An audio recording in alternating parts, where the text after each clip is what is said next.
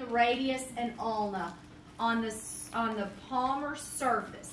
My stationary arm is parallel with the ground. Okay? Now, this is all about positioning and getting a good reading. And different books will say different things. But if you put it, and what did I put up here? Hit the button. We gotta come back because I gotta talk about some of this stuff. Yep. Yeah. Okay.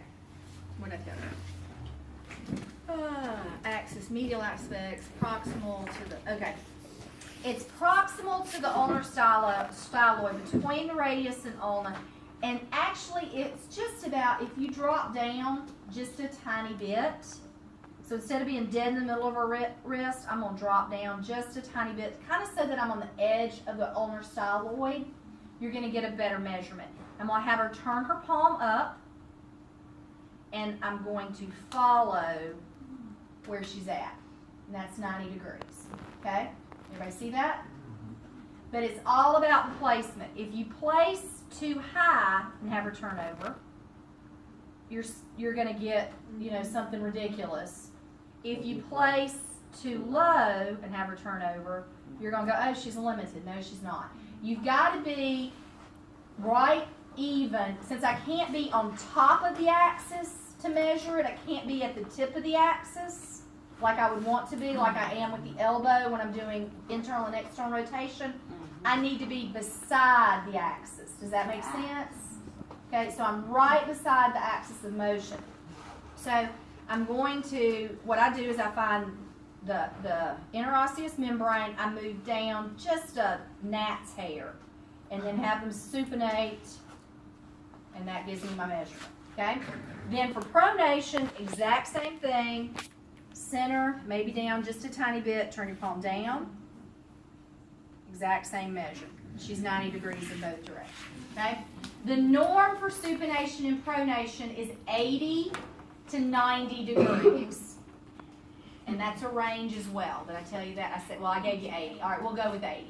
80 to 90 is normal. 80, not everybody has full supination and full pronation. Anything better than 80 is considered normal.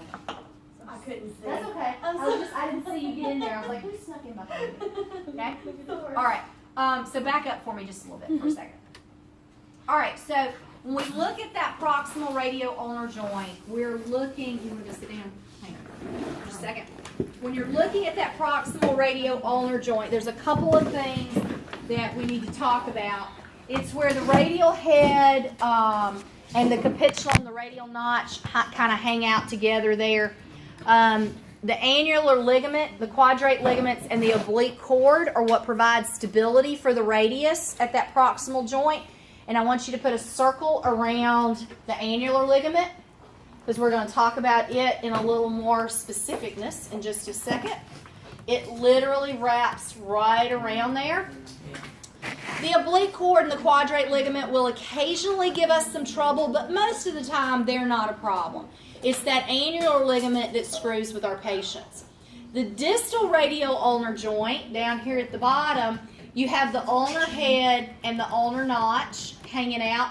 There is an articular disc that sits in that joint, and there is a radio-ulnar ligament that provides stability. That ligament almost never gives us any trouble. That articular disc frequently gives us trouble. Okay?